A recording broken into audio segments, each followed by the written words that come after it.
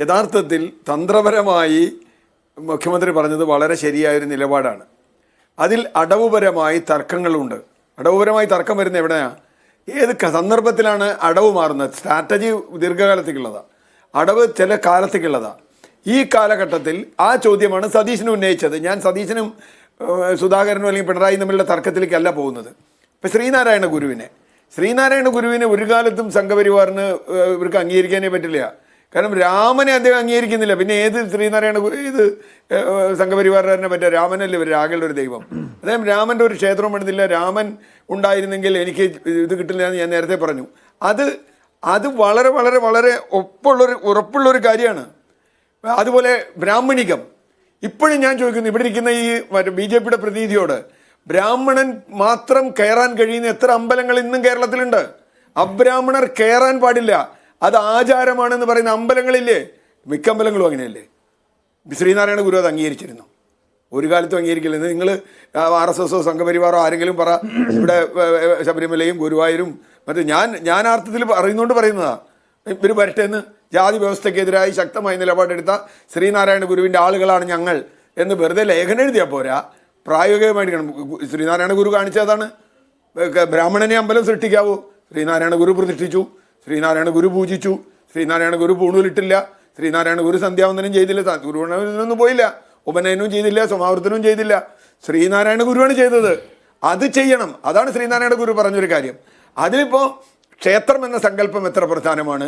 അതും തർക്കങ്ങൾ ഉണ്ടായിട്ടുണ്ട്. അദ്ദേഹം ബിംബം പിന്നെ നിർത്തി, കർണാടിയിലേക്കും കൈപ്പത്തിലേക്കും മാറി. എന്താ കാര്യം? ബിംബം പോലും ശരിയല്ല എന്ന് വിശ്വസിച്ചു ഒരു ഘട്ടത്തിൽ അദ്ദേഹം പറഞ്ഞു എൻ്റെ ആളുകൾ മാറി മാറി വരുന്നതേ ഉള്ളൂ.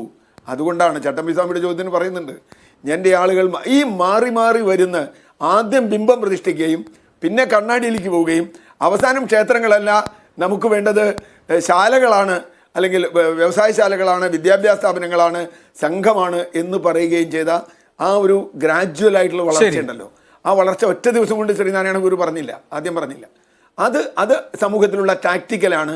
അത് തന്നെയാണ് ഇതിനെ നേരിടാനുള്ള ഏറ്റവും നല്ല മാർഗവും, സംഘപരിവാറിനെ നേരിടാനുള്ള മാർഗവും. ശ്രീ ഗണേഷ്, ഇവിടെ രാജു പറഞ്ഞ കാര്യമുണ്ടല്ലോ, ഈ 85% വരുന്ന ഹിന്ദു സമൂഹം എന്ന് പറയുന്നത് നിങ്ങളുടെ കുത്തകയല്ല എന്ന്. ഇവിടെ രാജു പി നായരും അതേപോലെ CR നീലകണ്ഠനൊക്കെ ഇവിടെ സംസാരിക്കുന്നത് കേട്ടു. നല്ല രസമുണ്ട് കേൾക്കാൻ. ഇവരെ നല്ല പ്രസംഗം, നല്ല കൈയടിക്കാൻ തോന്നുന്ന പ്രസംഗമാണ്. ഇവിടെ CR നീലകണ്ഠൻ ചോദിച്ച അവസാന ചോദ്യം, ഗുരുവായൂരിലും ശബരിമലയിലും എന്തുകൊണ്ട് RSS അവിടെ ഇവരെ വേണം പൂജ ചെയ്യാൻ, അബ്രാഹ്മണരെ വേണമെന്ന് ചോദിക്കുന്നില്ല എന്നൊക്കെ ചോദിക്കാൻ കേട്ടു. ഞങ്ങളോടല്ല സാർ ചോദിക്കേണ്ടത്, പിണറായി വിജയനോട് ചോദിക്കണം, രാജു പി നായരോട് ചോദിക്കണം. ഉമ്മൻചാണ്ടിയും K കരുണാകരനാണ് ഭരിച്ചുകൊണ്ടിരുന്നത്, BJPക്കാരല്ല അവിടെ ഭരിച്ചുകൊണ്ടിരുന്നത്. ധൈര്യമുണ്ടോ രാജു പി നായർക്ക് പറയാൻ അബ്രാഹ്മണരെ ഗുരുവായൂർ അമ്പലവും ശബരിമലയും ഏൽപ്പിക്കണമെന്ന്? ധൈര്യമുണ്ടോ? എന്താ VD സതീശൻ്റെ അഭിപ്രായം? ധൈര്യത്തോടെ പറയാൻ ധൈര്യമുണ്ടോ? എന്താ രമേശ് ചെന്നിത്തലയുടെ അഭിപ്രായം? ഗുരുവായൂരിലും ശബരിമലയിലും അബ്രാഹ്മണരായിട്ടുള്ള ആളുകളെ പൂജ ചെയ്യാൻ ഏൽപ്പിക്കണമെന്ന് പറയാൻ ധൈര്യമുണ്ടോ നിങ്ങൾക്ക്? ധൈര്യം കാണില്ല. കാരണം ഞങ്ങൾ നേരത്തെ പറഞ്ഞു CR നീലകണ്ഠൻ പ്രസംഗമാണെന്ന്. പ്രസംഗമല്ല, ഞങ്ങൾ കുറേ ക്ഷേത്രങ്ങൾ നടത്തുന്നുണ്ട് ഈ സംസ്ഥാനത്ത്, ഈ കേരളത്തിൽ ഞങ്ങൾ കുറേ സംസ്ഥാനങ്ങളുണ്ട്. CR നീലകണ്ഠൻ വന്ന് കാണാം. അവിടെ പൂജ ചെയ്യുന്നത് ബ്രാഹ്മണരല്ല, നിങ്ങൾ പറയുന്ന ബ്രാഹ്മണരല്ല, സാധാരണ ആദിവാസി വിഭാഗത്തിൽ വരുന്ന ആളുകൾ ഉൾപ്പെടെയാണ്. ഇവിടെ പൂജാ സമ്പ്രദായങ്ങൾ പഠിപ്പിക്കുന്നുണ്ട് ഈ സംസ്ഥാനത്ത്. ഉത്തരേന്ത്യയിലും UPയിലും ഹരിയാനയിലും അല്ല പഠിപ്പിക്കുന്നത്, ഈ കേരളത്തില്. ആ കേരളത്തിൽ പഠിപ്പിക്കുന്ന ഈ തന്ത്രവിദ്യാപീഠത്തിൽ പഠിക്കുന്നത് ബ്രാഹ്മണരായി നിങ്ങൾ പറയുന്ന നമ്പൂരി ആ ബ്രാഹ്മണരല്ല, സാധാരണക്കാരായ ആദിവാസികളും ദളിത് എന്താ പറയുക ഈ ഈഴവ വിഭാഗത്തിൽപ്പെട്ട ആളുകളും ഉൾപ്പെടെയുള്ള ആളുകളാണ്.